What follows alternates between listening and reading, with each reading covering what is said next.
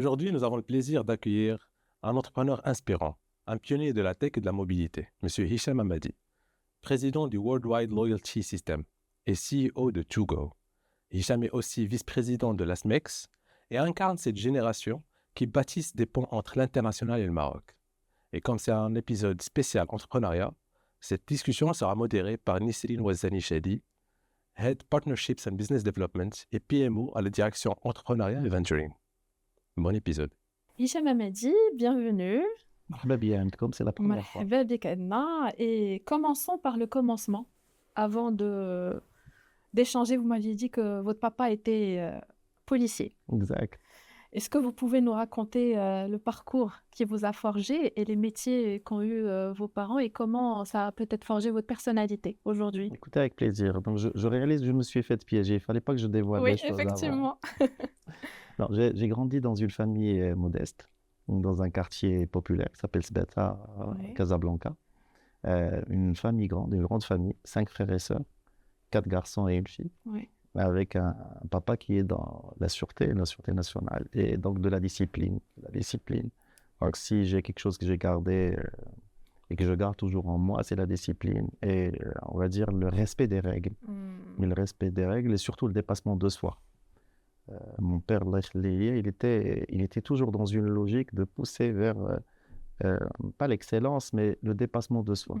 Typiquement, ce que je disais en préambule tout à l'heure, quand on arrivait avec le bulletin et qu'on avait une note qui est de 15 ou 16 ou 17, la question est qu'il posait sérieusement, où est-ce que tu as perdu les 3 points? Ah, Les 3 points c'est une question restants. très légitime.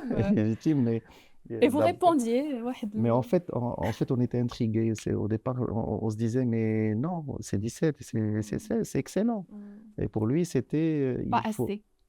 C'est pas que c'est pas assez, il faut identifier là où vous n'êtes pas bien pour pouvoir se surpasser.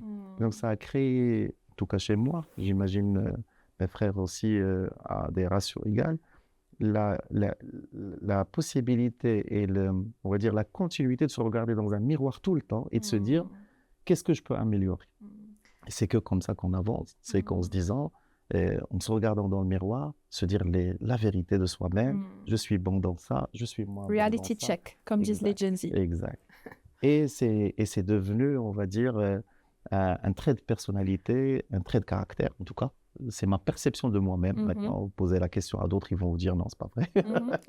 Mais c'est ma perception. Mais ça de vous moi. a servi globalement dans... Clairement, vous savez, quand je rentre au Maroc, en 2005, j'atterris dans une banque, je me fais licencier au bout de 2 mois. Et la question que je me suis posée, qu'est-ce que j'ai mal fait? Qu'est-ce que j'ai mal fait? Et non pas par rapport à, on va dire, à de l'émotion, mais d'une manière pragmatique. Pourquoi je me fais licencier au bout de 2 mois? 2 mois alors que j'avais derrière moi 3 années ou 4 années d'expérience en France. Et voilà, donc j'ai réalisé que globalement, je ne servais pas les intérêts de mon patron. Dans le cas d'espèce, c'était une femme. C'est elle qui m'avait licencié dans la banque.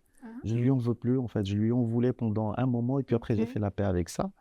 Et c'est là où j'ai compris que quand on travaille pour un boss ou pour un patron ou pour un directeur ou pour on va dire, quelqu'un qui est dans la hiérarchie, il va falloir qu'on puisse s'adapter par rapport à ce qu'il voulait. Et donc, je lui donne raison actuellement. Je me suis dit, j'ai pu arriver à cette, on va dire, pas certitude, mais qu'elle avait raison de me licencier en ce moment. Et donc, à partir de ce licenciement, j'avais la difficulté de se dire, il faut rebondir. Il faut rebondir en quoi? J'avais dans la tête de lancer une entreprise. Et donc, j'ai commencé à faire du conseil. Je gagnais très bien ma vie pendant cette période. Et à un moment, comme c'était quelque chose qui était enraciné, moi, je voulais absolument être maître de mon temps, avoir sur ma carte visite président directeur général. C'était une ambition que vous aviez? La réalité, c'est que je me suis toujours posé la question, est-ce que l'ambition était d'être patron ou est-ce que l'ambition était d'avoir de l'impact? D'avoir de l'impact. C'est un mix des deux, parce que ça serait utopique de dire non, il n'y a pas il n'y a pas un trait personnel de vouloir être le patron de quelque chose ou le maître de destin de quelque chose. Donc, c'est quelque chose qui est vrai. Maintenant, c'est avoir de l'impact parce qu'après, une fois qu'on dépasse, qu'on a sa carte de visite dans laquelle il est écrit ce qu'on veut, on se pose la question, qu'est-ce qu'on fait avec ça? Et qu'est-ce qu'on apporte autour de nous? Et qu'est-ce qu'on produit? Qu'est-ce qu'on vend? À qui on le propose? Est-ce qu'il y a des acheteurs? Est-ce qu'il y a des gens qui ont besoin de cela? Ouais. Est-ce que ça apporte une vraie réponse à des problématiques ou ça apporte des solutions? Donc, c'est grâce à l'expérience de quitter la banque ou d'avoir été licencié par la banque qui vous a amené à devenir auto-entrepreneur, si j'entends bien. Alors, ça a propulsé, ça a D'accord. fait que ça partait très vite. D'accord. J'allais le faire, ça allait prendre du temps. Ça a accéléré le... Ça a fait que, vous savez, enfin, il y a un dicton en arabe qui dit "Ibda' walid al-mu'anat". Je pense que c'est la même chose. Quand on est face au mur, on n'a plus le choix. On n'a plus le choix que de... J'aurais pas été faut licencié, exact. J'aurais pas été licencié, ça aurait pris des années. Parce que on est dans un cercle de confort, très on a un intéressant. salaire en fin de mois, on va se poser les questions métaphysiques d'y aller ou de pas y aller, et on va faire l'étude de risque complète. Ah non, c'est Parce impossible qu'on de veut le faire. maîtriser le risque. Exact. Et est-ce que le risque, on arrive à le maîtriser? Vous savez, dans c'est ma vie, très rare. j'ai fait plein d'Excel au départ, et la réalité, Ça elle n'a va, rien à voir avec rien à l'Excel. voir. C'est qu'on peut prévoir ce qu'on veut, on peut prédire ce qu'on veut. Il y a une trajectoire. Il faut être sûr de la trajectoire. Je ne dis pas qu'il ne faut pas faire l'Excel. Oui. Il faut le faire, parce que ça trace la trajectoire. Ce qui se passe dans les faits, c'est de l'agilité, de l'adaptation et de la patience. Être à l'aise dans toutes les zones d'incertitude que l'expérience inconnue va nous proposer. Il y a une définition que je donne, je ne sais pas si elle est vraie ou pas, la réussite, c'est la succession d'échecs. On ne peut pas réussir si on n'échoue pas. Et c'est le nombre d'échecs qui fait que vous allez réussir. Donc c'est la somme à l'infini des échecs qui fait la réussite. Ce que vous dites, c'est très important pour les communautés EM6P, parce que comme je vous le présentais il y a quelques minutes, on essaie de développer des solutions du laboratoire au marché. Et effectivement, on travaille avec des chercheurs, des founders, comme on dit, qui existent dans l'écosystème EM6P, mais qu'on pousse à prendre ces risques-là. Et donc, qu'est-ce que vous auriez peut-être à leur dire parce qu'ils ne vont pas être licenciés de EM6P. On ne va pas les licencier. Ils sont quand même dans la zone de confort, comme beaucoup d'entre nous le sont. Et du coup, qu'est-ce que vous leur diriez? Faites vos échecs rapidement. Échouez rapidement. N'hésitez pas à échouer, mais faites-le rapidement. Donc, il faut y aller avec le mindset de je plonge dans l'échec. Et c'est pas grave, vous savez. Quand vous partez lever de l'argent auprès d'investisseurs, auprès de VC, auprès de gens qui ont de capital d'industrie, ce qui les intéresse, est-ce que vous avez compris la valeur de ce qu'il va vous donner? Donc, on va dire en equity, en apport, en network. Et est-ce que vous êtes passé par cette peine d'échec? C'est important. The pain. C'est une douleur. Il faut le vivre. Si ce n'est pas le cas, il va hésiter parce qu'il va se dire, il va jouer avec mon argent, il va jouer avec ce que je lui donne. Si c'est le cas, il sait pertinemment que vous êtes passé par là. Et vous êtes plus prudent qu'autre chose, mais que vous allez le faire avec le bon mindset. Donc, faites les erreurs rapidement. C'est ce que je leur dis. N'hésitez pas, mais faites-le rapidement. Faites-le rapidement parce que si vous le faites rapidement, vous allez réussir rapidement. Si vous traînez le pied, de toutes les manières, vous allez... pour moi, c'est quelque chose de fatal, l'échec. Donc, il faut le faire pour... pour passer à autre chose. Donc, vous faites le cabinet de conseil, vous le fondez, ça marche très bien. Je fais le cabinet de conseil dans lequel j'étais seul. Donc, j'ai bossé pendant 9 mois. Et encore une fois, c'est des rencontres qui ont fait que ça a marché. Je me rappelle En fait, j'ai été licencié un mercredi. Un samedi, je prenais un café avec un ami. Et globalement, je pleurais. Enfin, je pleurais pas avec les larmes, mais globalement, je disais... Avec l'ego. Voilà, avec l'ego et tout ça. Ouais. Il y avait un gars qui était juste dans le même café, qui arrive, qui me tend sa carte. Il était commercial chez freelance.com. D'accord. Il me fait, écoute, j'ai entendu, j'ai pas fait exprès. Est-ce que vous êtes intéressé par une mission de conseil? Je prends. Pourquoi pas? Donc, il me tend sa carte, il me fait, envoie-moi votre CV. Moi, studieux, je rentre, je prépare mon CV, j'embellis, paf, je balance le CV. Il m'appelle la semaine d'après pour un rendez-vous. Et là, je pars chez le DSI d'une grande assurance. Encore une fois, c'est les rencontres et les carrefours qui font qu'on fait des choix qui vont déterminer, qui vont être impactants sur la suite.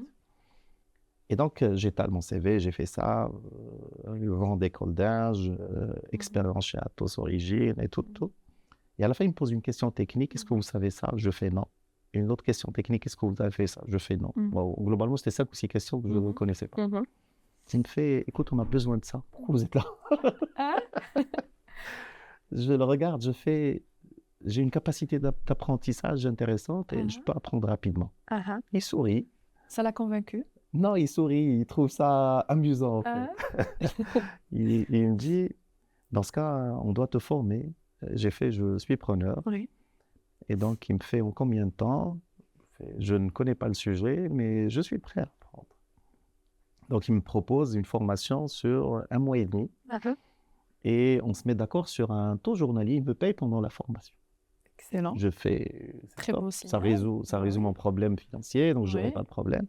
Et donc, je commence la formation la semaine d'après. Vendredi, je commence lundi, vendredi, je monte chez lui, je fais, c'est fini. J'ai plus besoin de cette formation. Je m'y attendais pas. Moi aussi à l'époque. Ah. Et donc, C'était. ça le fait sourire. Ah. Et il me fait, OK, vous êtes sûr? Je fais, oui, oui, je suis sûr. Il me fait, on a 2 projets sur 18 mois. Ah.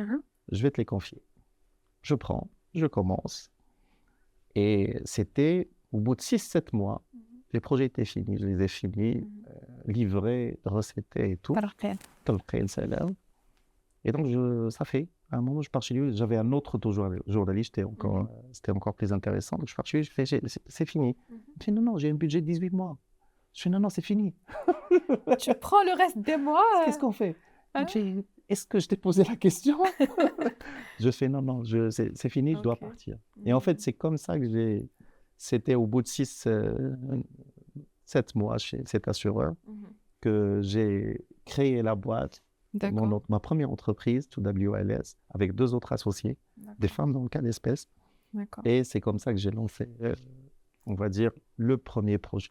Barakallah alik. Donc, Et du coup, cette envie de lancer un projet, c'est pas un désir que tout le monde a. La majorité, bien sûr.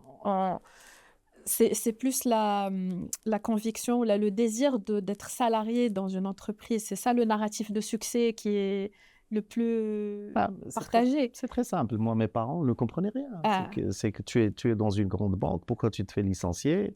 Une banque, tu auras accès au crédit, tu auras accès à des choses, tu peux acheter une maison. Mais au départ, personne ne Et comprenait. qu'est-ce qui a fait que vous avez eu ce désir-là de lancer votre propre idée, d'avoir confiance en vous, de vous lancer dans C'est quelque chose qui l'aventure est interne à nous. Intrinsèque. On ne peut pas l'expliquer. C'est que quand on est passionné par quelque chose et on croit en quelque chose, on se dit c'est celle-là. Et on ne comprend pas pourquoi. La réalité, on n'arrive pas à l'expliquer. Je n'arrive pas à expliquer pourquoi j'ai cru en ce projet de cette manière. Et Dieu sait que c'était compliqué les premières années. Hein. Une fois qu'on a lancé avec mes 2 associés, ça a pris 2 ans pour que ça génère le premier dirham. Mon premier chiffre d'affaires était de 90 000 dirhams. Chiffre d'affaires sur une année. C'était, je pense, en 2006 ou 2007. Et donc, c'est cette envie qui est interne. On sent qu'on est capable de faire quelque chose de différent et quelque chose qui apporte de la valeur. Et chaque matin, je me levais, j'étais très content. Je n'avais pas un rond j'avais pas un sou. J'étais très content. Vous étiez satisfait de moi-même. J'étais content. Je me dis, je suis en train de construire quelque chose de grand, quelque chose qui me dépasse, quelque chose qui apporte de la valeur, quelque chose qui va marquer, on va dire, le marché. Et vous aviez la patience de vivre les challenges et de vous dire, j'ai la vision, je vais y arriver. Oui, encore une fois, quelque chose que je dis toujours en dirigeant, c'est, et je le dis aux gens, aux jeunes qui sont impatients, je leur dis, la différence بيني وبين d'autres, c'est, je suis le français, c'est beaucoup de patience. Parce que la question de la patience est importante. Vous ne pouvez pas venir sur un marché que vous ne connaissez pas, vous n'avez pas encore les ramifications, vous n'avez pas encore votre network, vous avez une superbe idée et qu'elle va être adoptée rapidement. Ce n'est pas possible. La question, c'est une question elle se traite sur la durée. Vous devez être en contact avec les gens, challenger cette idée, l'adapter, répondre à des besoins qui sont implicites, répondre à des choses qu'on n'a pas prévues. Et donc, la patience et la durée sont très, très importantes. Consistency, être aussi revenir à la charge avec discipline. Avec discipline et surtout en étant actif. Quand vous recevez un feedback par rapport à votre produit, ce n'est pas non, mon produit est sympa, lui, il n'a rien compris. C'est je prends, merci, je transforme. Je prends exactement, et je transforme, et j'intègre, et je m'adapte. Et ça prend du temps. Et c'est là la patience. Il ne faut pas être patient en disant j'attends. Non. Non, ça, ce n'est pas de la patience, ça, c'est de la passivité. Il faut être patient en étant très proactif et réactif. Excellent, excellent. Vous avez parlé au début de votre ancrage à Casa, dans la ville qui vous Kazaoui. Kazaoui, Bedaoui. Raja ou Wadad? Rajaoui. Raja, oui, très Dima bien. Raja. What about votre ancrage sur notre continent? Comment vous voyez l'Afrique? Est-ce que vous avez déjà travaillé en Afrique? Quelles sont les collaborations que vous avez développées sur le continent? Et comment vous voyez notre continent dans le futur? Alors ça, c'est... Donc je lance ma boîte en 2007, arrive 2009, c'est complètement sur le marché marocain. On était une start-up en plein essor, ça marche, on commence à avoir du revenu, à avoir des clients. Une entreprise française s'intéresse à notre entreprise D'accord. pour entrer dans le capital. Actuellement, elle est cotée en bourse depuis 2011 exactement. D'accord. Donc, elle rentre chez nous dans le capital. Et ce qui se passe, c'est qu'à partir de 2010, je commence à penser l'Afrique. Et pour moi, l'Afrique, c'était un tout. C'était pas des pays, c'était un tout. C'était the country of Africa. D'ailleurs, mon premier voyage, j'avais un ami qui travaillait pour une multinationale et qui faisait les pays de l'Afrique subsaharienne. Donc, moi, j'atterris à Dakar et je l'appelle, je suis en Afrique, où es-tu? Il fait, je suis au Tchad. T'es où? À Dakar, moi, je suis au Tchad, c'est très loin. Ouais. Donc, ça, c'était ma première anecdote. Ouais. Non, à partir de là, réellement, on s'est tourné vers le marché africain parce que, à l'époque, il y avait un soutien de l'État sur toute la partie exportation à travers Maroc Export. Ouais. Et j'ai participé à une première caravane et c'était le déclic. Et donc, je me suis dit, on a un marché de l'Afrique subsaharienne qui est similaire à notre structuration de marché.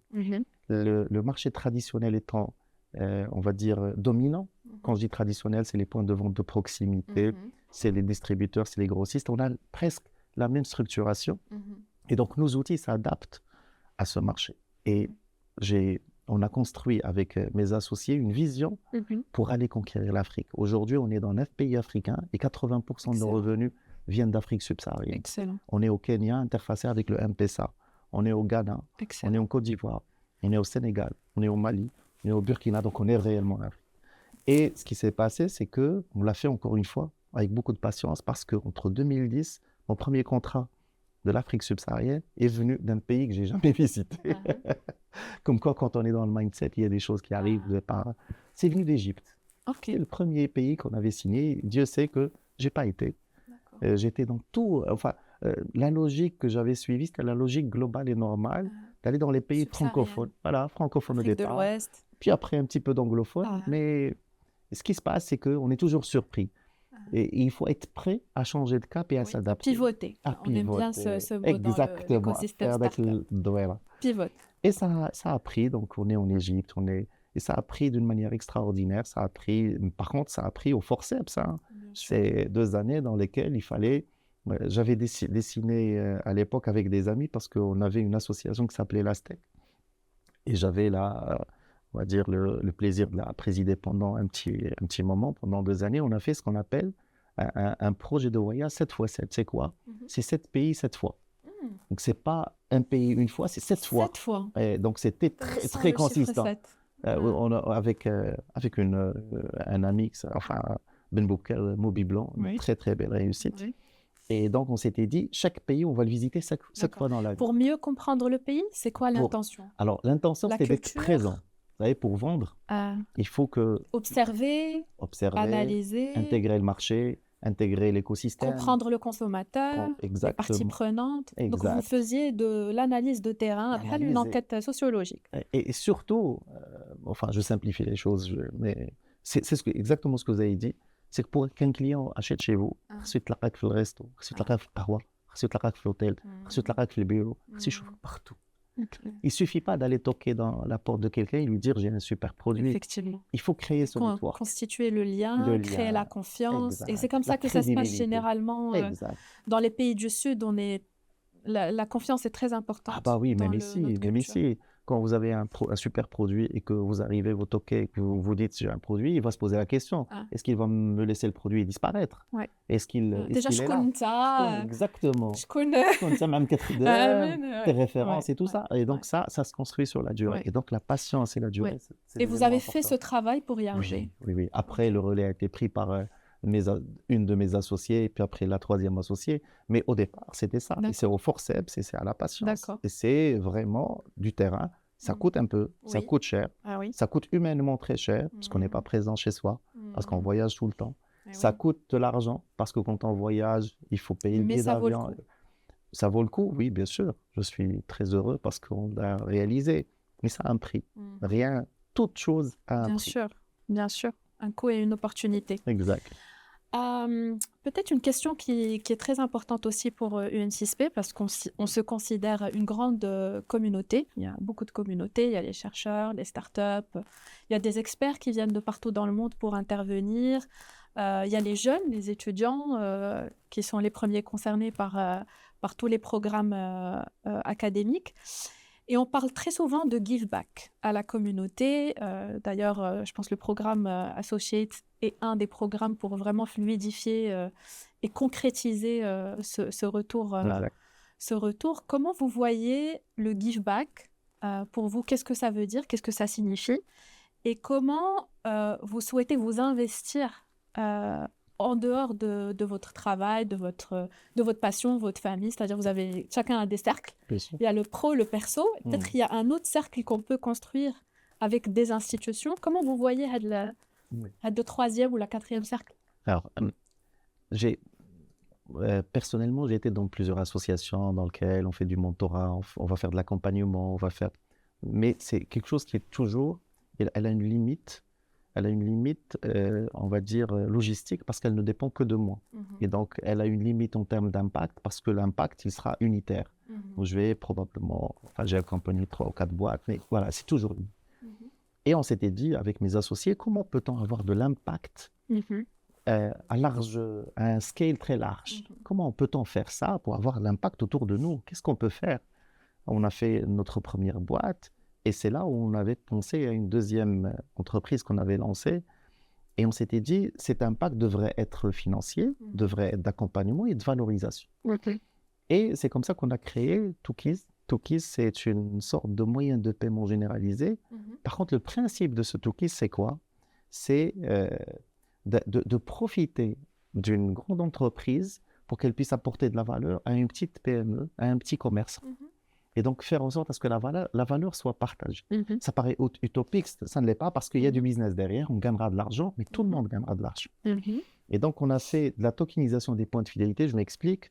Vous êtes une grande entreprise, vous émettez des points de fidélité, vous avez 60% de votre base, ne peut pas gagner parce qu'elle a une limite en termes de dépenses, parce qu'elle a une limite en termes de revenus.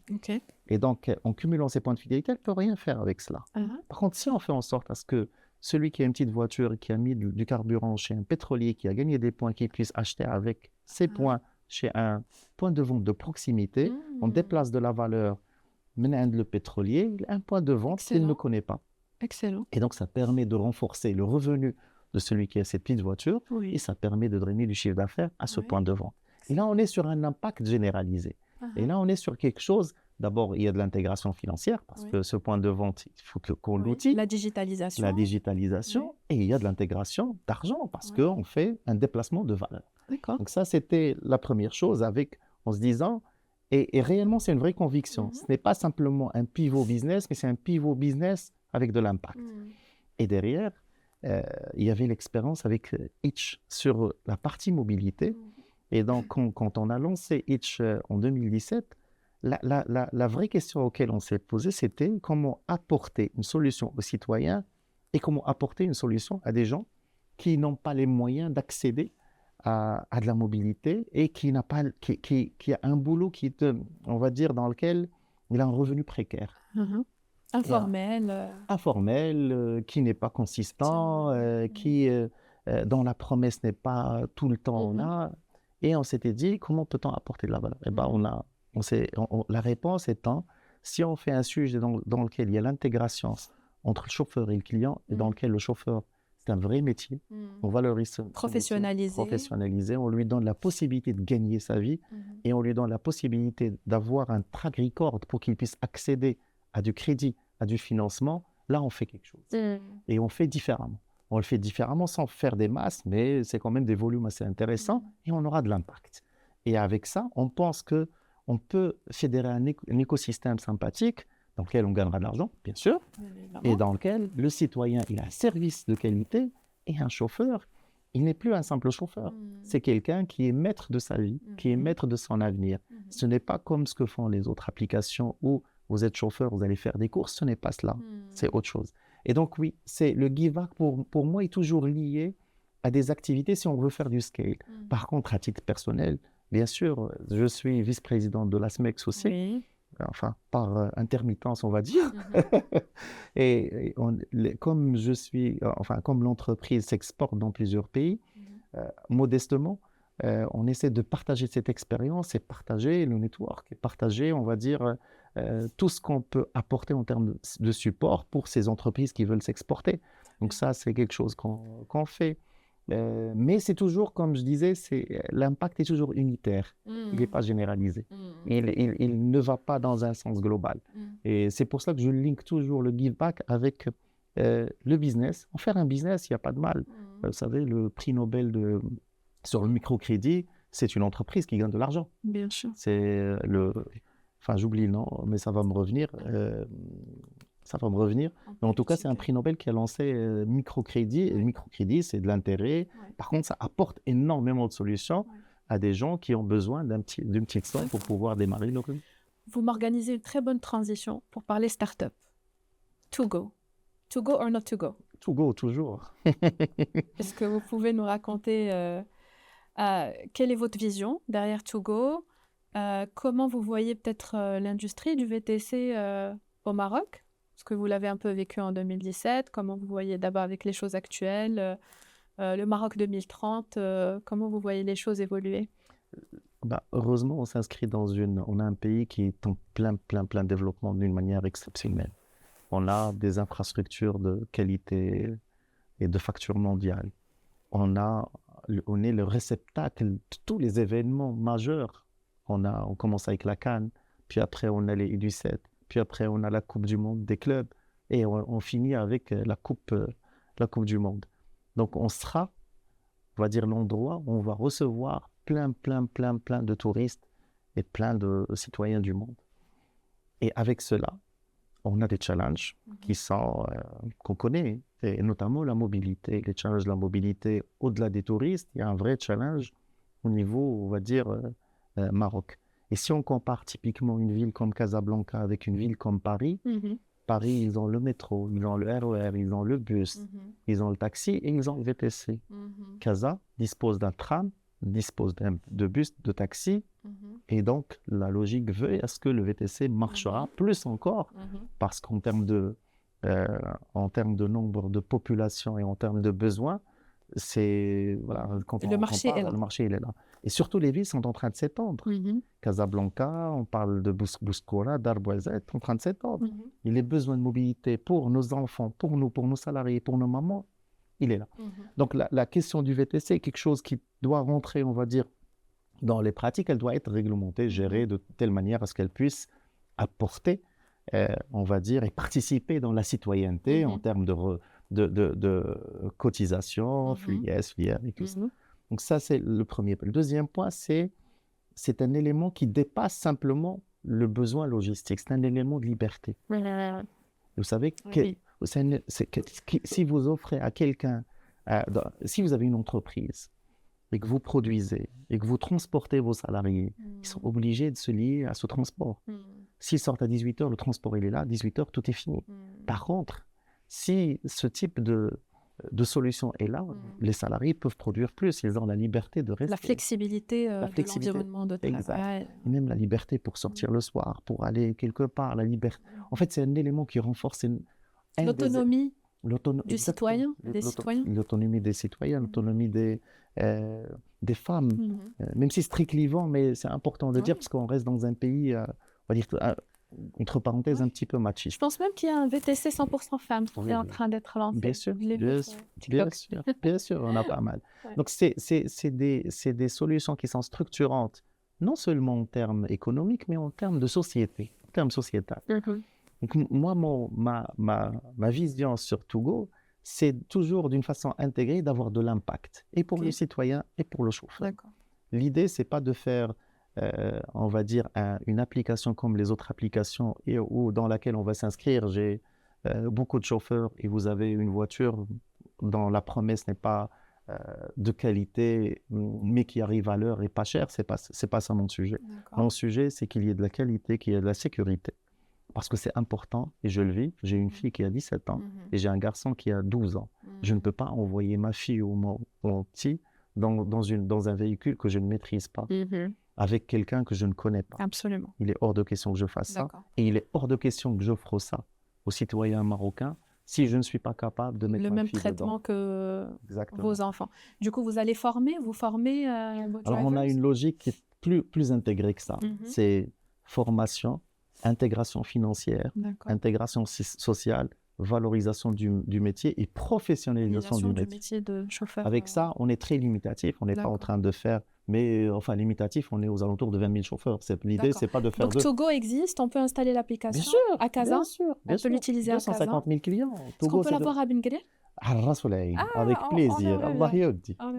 Je la ferai avec des trottinettes parce que je sais que ça s'y prête. Ça fonctionne très bien, les trottinettes. Ou avec des vélos électriques parce que je sais que l'environnement s'y prête pour ça. J'ai vu plein de chargeurs, donc on peut faire des choses sympas. Excellent. Donc, Togo existe. Vous avez une vision d'expansion dans les autres villes à part Casa?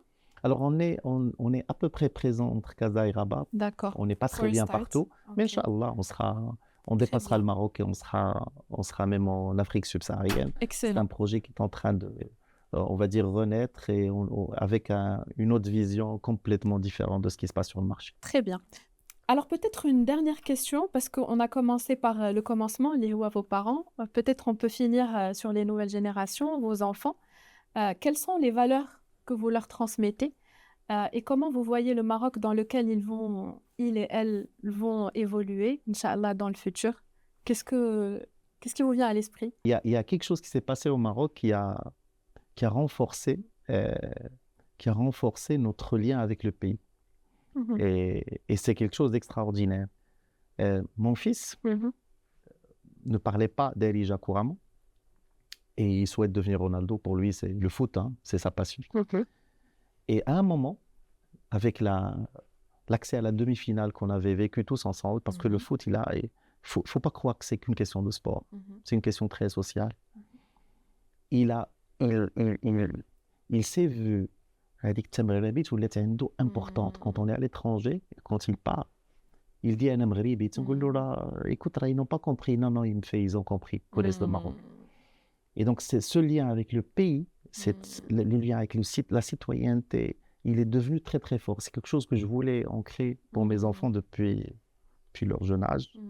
Ma fille, quand elle avait 7 mois, comme mon premier associé, c'est mon épouse, et donc on a aménagé un endroit, un lit parapluie où on le mettait à 7 mois. Et en allant au travail, je mettais Nesriwen. Je vous jure, elle chante Nesriwen actuellement. Elle s'en rappelle. Je retourne. Et donc, oui, pour moi, cette relation avec notre pays est quelque chose de primordial. Donc, c'est ce qui fait qu'on est rentré avec ma femme et qu'on a en 2005 au Maroc, parce que on pense, en tout cas modestement, et on espère participer dans ce qui se passe dans notre pays. Parce qu'il y a des choses fabuleuses qui se passent. Et cette fierté de se dire on est dedans n'a pas d'égal. Et cela, en tout cas, c'est quelque chose que j'espère transmettre à mes enfants. Et j'espère ne pas leur transmettre mes problèmes. Oui. Bon, ils vont peut-être les transformer à leur on a des leur complexes. façon. On a des complexes. Mais en tout cas, la discipline, peut-être c'est le sens de la discipline, ça va peut-être être... On le veuille ou pas, malheureusement, c'est une nature. C'est une nature, et donc ce qui fait que ça se transmet. Ça se respecte plus ou moins, ça dépend. Peut-être aussi, à l'époque, elle a besoin d'autre chose. D'abord, il faut être créatif. Il y a l'IA qui vient. Mais il nous dépasse. Faudra... Enfin, ce qui est magnifique, c'est que je vois, au-delà de mes enfants, je le vois dans mes salariés. Je suis dépassé de loin par mes salariés. Vous vous sentez has-been? Ah bah, je suis has-been. Il faut pas se mentir. Je suis l'éléphant de la boîte. Je suis has-been. Mais vous vous laissez challenger par les nouvelles générations, peut-être, dans votre bien entreprise. sûr, parce que sinon on n'aurait pas construit ce qu'on a construit. C'est que, globalement, le fait de valoriser les gens... En fait, ce qui me fait kiffer, moi, et ce qui me fait plaisir, c'est de voir les gens grandir. Et c'est de les voir,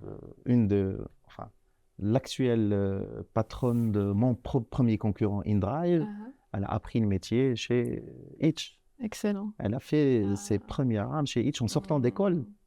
En sortant d'école, elle a commencé chez Hitch et elle a appris le métier chez Hitch. Et ça me fait plaisir Bien quand je sûr. vois que ça grandisse ailleurs et que ça Bien puisse sûr. aller s'épanouir ailleurs. C'est des pépites qui... Exact. Et en parlant d'impact, c'est ça. Quand on voit ça, on se dit, bah, on a fait quelque chose dans notre vie. La transmission, La c'est transmission une valeur. et de voir qu'on a réussi à transmettre, surtout, et à transmettre de bonnes choses.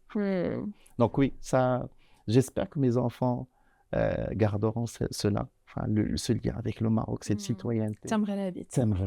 Et elle n'a pas de transmission en français, on peut pas la convertir. La marocanité, mais non, c'est pas ça. good. C'est pas Non. ça, c'est pas ça. C'est du ils le Ouais. disent avec cette rage, C'est du patriotisme, mais avec beaucoup de sentiments, avec beaucoup d'émotions. d'amour, beaucoup d'affection pour Exact. ce qu'est le Maroc. Et surtout, cette génération ne connaît pas l'impossible. Nous, on l'a connu, l'impossible. Le plafond de verre. Le plafond de verre. Mais mon garçon, il me fait, je veux être Ronaldo. Ah, Pour lui, c'est non. il en est capable. Il en est capable, c'est possible. ouais. Et c'est possible pour les Marocains. Je suis capable. Très bien. Et ça n'a pas d'égal. Le voir, d'ailleurs, ça m'a rendu chaud, cette question. Très bien, très bien. Ben, c'était un plaisir d'avoir Plaisir cet pour moi, échange. réellement. Merci de partager beaucoup de choses autour de votre vie professionnelle et personnelle. Et à très vite. À très vite, Inch'Allah. Pour celles et ceux qui ont suivi cet échange très inspirant avec Hicham Hamadi, n'hésitez pas à rejoindre la communauté UM6P Associates Network, qui est un espace de collaboration entre les talents marocaines et marocains du monde et l'écosystème de recherche et d'éducation de l'UM6P. Et restez connectés pour le prochain épisode d'African Sparks avec un nouvel invité.